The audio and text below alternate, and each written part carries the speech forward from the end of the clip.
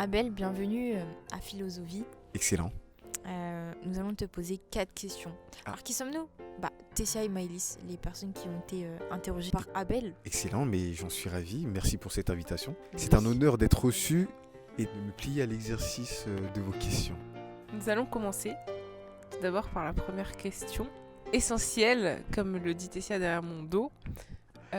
Qui es-tu, Abel? Qui suis-je? Merci pour cette question. Merci pour cette question qui permet de confronter sa personne. Et je pense que c'est un exercice toujours très enrichissant, très édifiant aussi. Qui suis-je? Alors, je me suis beaucoup posé cette question durant ces dernières années. Et avant même de tenter d'y répondre, je me suis interrogé sur comment y répondre. Est-ce que je peux y répondre? Est-ce que je peux tout savoir de moi? Oh non, on s'est fait avoir. Ouais. Puis-je répondre à la question qui suis-je? Pour y répondre, il faudrait que je sache qui je suis. Est-ce possible de savoir qui je suis? Du moins, pleinement, si on aborde la question de façon entière. On a parlé d'entièreté, Maëlys et Tessia, qui est quelqu'un d'entier. Puis-je répondre entièrement à cette question, pleinement à cette question? Difficile, puisque l'être humain est un être évolutif, que j'évolue tous les jours et qu'il y a aussi des parts de moi que je ne connais pas, certainement que je ne connaîtrai jamais. Alors, pour y répondre, du moins partiellement, il va falloir que j'énonce ce que je sais de moi. En tout cas, ce qui je pense ne changera jamais. Je pense que je peux dire que je suis un enfant de Dieu. Ça, tout simplement, j'ai essayé de me dire, est-ce que je peux faire abstraction de ça ou le refuser, et j'en suis incapable. Je crois que le jour où je remets ça en question, où je doute de ça, je pense que ça influence tellement de choses que je ne serai plus moi. Et je crois qu'il y a un moi essentiel, il y a un moi établi, peut-être même avant même que je ne sois chair. Et ce moi-là, c'est un jeune homme heureux. Donc, que j'accepte, que j'apprends à accepter, et que j'apprends aussi à connaître et à stabiliser en vue d'un équilibre sain. Donc tu parles d'un équilibre sain, d'une stabilisation. Explique-nous pour toi ce que c'est qu'être stable. Être stable. Je découvre le monde. Je découvre mon existence. Je la conscientise. Mais je suis obligé d'admettre qu'il y a des choses qui me précèdent. En tant qu'être, j'arrive dans ce monde le 6 mars 2000. Il y a des millénaires qui me précèdent. Il y a des choses qui ont été établies, construites, l'architecture, des systèmes de pensée, des catégorisations de l'existence, des nominations. Ça s'appelle un arbre, ça s'appelle une femme, ça s'appelle un homme, etc., etc. Donc il y a des choses de stable, parce que il y a quelque chose. À partir du moment où il existe de l'être, il y a quelque chose d'établi, donc de stabilisé. Stabilisé parce que défini, parce que nominé, parce qu'il y a du sens, il y a comme je le disais, du logos, c'est-à-dire de la logique. Et c'est difficile pour moi de penser l'inverse, puisque moi-même, je suis un être nominable, catégorisable et logique. C'est-à-dire que j'ai une tête qui est placée en haut, des pieds qui sont placés en bas, une main gauche, une main droite. Donc, remettre ça en cause, c'est difficile. Donc, il existe des éléments qui me permettent de comprendre le monde, de le nominer, de le définir, parce qu'il y a des nominations qui me précèdent. Il y a un ordre. Pour faire court, il y a un ordre dans l'existence, il y a un ordre dans l'être humain, il est un ordre dans la nature. Un arbre ne pousse pas du haut vers le bas, mais du bas vers le haut. Il y a des lois naturelles.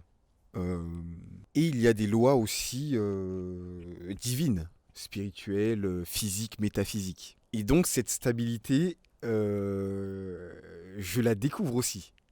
J'apprends à l'accepter. Parce que, comme j'aime bien le dire, tout n'est pas évident. Mais au contact d'autrui, au contact de ceux qui existent, au contact de moi-même, de la découverte de moi-même, de mon corps, de l'évolution de mon corps et de l'évolution de ma conscience, je suis forcé d'accepter qu'il y a des choses établies en moi. Donc des choses stables en moi. Et donc trouver un équilibre ou retrouver un équilibre, puisque ordre déjà établi, c'est s'accepter, c'est s'observer, observer le monde, observer l'existence, être aligné avec ce qui nous semble de logique, de bon, de paisible, tant physiquement que spirituellement.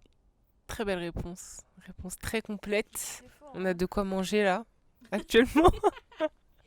C'est très complet. J'aimerais savoir quel est ton rapport à la beauté. Mon rapport à la beauté. Qu'est-ce que tu penses de la beauté de manière générale? Comment tu la définis? Et qu'est-ce que tu penses de ta beauté à toi? Intéressant. Je crois que la beauté, c'est l'acceptation du tout, justement, encore une fois, pour articuler ma réponse avec ce que je disais précédemment. Autrement dit, une chose est belle quand on a la capacité de l'accepter pleinement, on est ouvert à la découverte et que parce qu'on l'accepte pleinement, on comprend qu'elle elle est comprise dans un tout. Observer une feuille et se dire qu'on l'accepte en tant que telle, mais surtout que parce qu'elle est là, elle a été créée, parce qu'elle a été créée, elle est une créature comme moi, et elle possède des caractéristiques qui sont comme moi. Cet arbre était une graine, j'étais aussi une graine, j'ai évolué et je suis entré dans un monde, dans une existence. Je subis aussi les variations du temps, de la pluie, du soleil. Ça me façonne, ça me fait évoluer, ça me donne une certaine conscience de qui je suis. Voilà, une feuille a une âme végétative, elle se nourrit. Moi, j'ai une âme sensitive, végétative, intellective que je nourris aussi. Donc le beau, c'est... En tout cas, pour parler de façon concrète, je crois que j'observe la beauté chez autrui, chez Maïlis, chez Tessia. Lorsqu'il y a du commun qui se crée, un sourire, un regard, une parole. Donc ouais, c'est le commun, je dirais. La beauté est moi-même. Suis-je beau? C'est la question. Du coup. Oui, je... Oui, je le pense. J'ai appris à me le dire. J'ai aussi eu la chance d'avoir des personnes qui se le disent, d'entendre des personnes se le dire. Donc je pense que ça a aussi... Ouais, ça impacte. Je crois que c'est différent de entendre autrui nous complimenter et se le dire à soi-même. Je crois que c'est assez différent. Et je crois même que le fait de se le dire nous aide à peut-être parfois mieux accepter que autrui nous le dise. Je pense à cette camarade de Baylis. Ouais, je crois que se le dire peut avoir des vertus guérisseurs. Ouais, on a une relation avec soi-même, on a une relation avec autrui, on a une relation avec soi-même, donc ça entretient la relation qu'on a avec soi-même. Par exemple, moi, le fait d'avoir commencé le mannequinat parce que d'autres personnes m'ont dit «Ah, tu ferais bien un mannequinat, t'es beau, etc.» Et d'avoir actualisé cette parole en allant faire un casting et au final que ça aboutisse. Et d'avoir ce statut entre guillemets, enfin, cette étiquette profession de mannequin, bah, je crois que oui, ça a changé mon rapport à moi-même, mon avis sur moi-même. Je pense qu'avant, si on m'avait dit t'es moche, ça aurait pu me toucher, et qu'aujourd'hui, si on me dit t'es moche, je, je vais l'accepter en fait. Je sais pas, c'est fou à dire, mais je sais pas, il y a comme une immunité, c'est ça? Immunité. Une immunité à la mocheté. Et en fait, je me dis que si j'avais pas fait de mannequinat, ça aurait rien changé en soi. Mais c'est juste que là, en fait, le fait d'avoir eu ce statut, euh, ça simplifie le regard que autrui peut avoir sur moi. C'est-à-dire que je me dis que bah 1 million de personnes, 1000 personnes, telle agence de telle renommée peut me décider du jour au lendemain que je suis beau. Donc demain, ils peuvent aussi décider que je suis moche. Donc au final, tant mieux si ça s'est présenté par une expérience qui dit que je suis beau, mais c'est moi qui décide si je suis beau ou si je suis moche. C'est personne et c'est tout le monde en même temps. Donc je préfère me dire que je suis beau, je pense que c'est plus positif. Et que celui qui a la chance ou la malchance de voir ou d'accepter cette beauté, ben espérons que ce soit un moyen de créer du commun encore une fois. Ok, super intéressant. Pour la dernière question, avant-dernière, et oui, parce que voilà, on est gourmand. Je vois que tu as une réflexion très poussée. Et j'aimerais savoir si des fois, ça t'arrivait de te sentir incompris.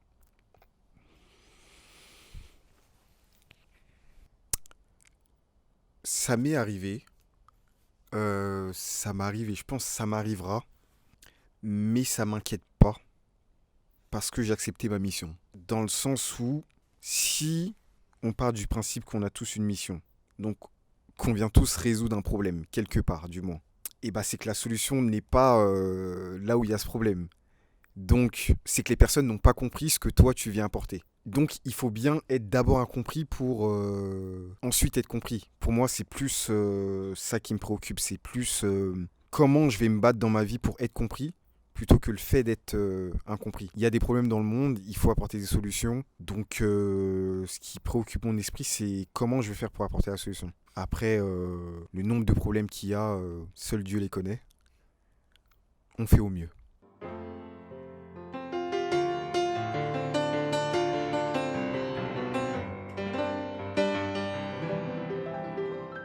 Alors, dernière question, mais pas des moindres. J'aimerais que tu te décrives à travers 3 qualités si c'est possible et 3 défauts si c'est possible pour toi. T'as fait quoi? Effectivement. Waouh. Tu me poses une. J'aurais bien aimé commencer par les défauts, mais. Mais je suis parfait. Non, non, non, du tout. Non, non, du tout. Mais justement, je sais pas, je crois que mon esprit veut commencer par les qualités parce que vous avez commencé par les défauts. Je sais pas pourquoi. Bref, je prends ce qui me vient. J'ai accepté d'être un enfant de Dieu. Je pense que c'est une qualité. Et je commence par ça parce que je crois que toutes les autres qualités, bah, elles découlent de ça en fait. Ensuite, je suis un créateur, à l'image du créateur. Et, et j'aime. J'aime. J'aime. Je suis un être aimant. J'aime Dieu. J'aime. Oui, je m'aime. J'aime autrui. Défaut,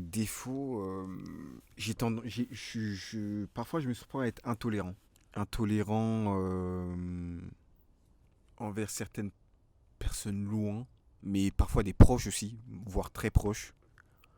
Euh, Probablement parce que peut-être ils acceptent pas d'être aimés. Enfin, du moins, l'amour que j'ai à leur proposer, ils ne l'acceptent pas parce qu'ils ne se le donnent pas à eux-mêmes. Donc, difficile de créer du commun.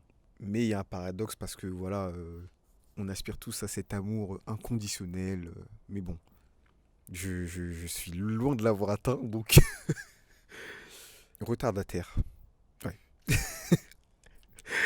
Retardataire. Ouais, retardataire. J'ai un rapport au temps qui est particulier.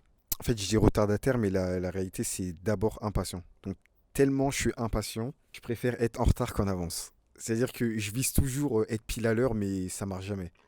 Donc, au final, ouais, c'est un problème d'avoir accepté de préférer d'être attendu plutôt que d'attendre. Donc, ouais, je pense que ça, c'est une chose que j'essaie de travailler parce que c'est pesant. C'est pesant pour les autres, mais ça devient pesant pour moi parce que, voilà quoi, ouais, ça fait du bien d'être à l'heure, sachant que moi, j'associe pas forcément ça au respect, alors qu'en soi, si, être à l'heure, c'est du respect.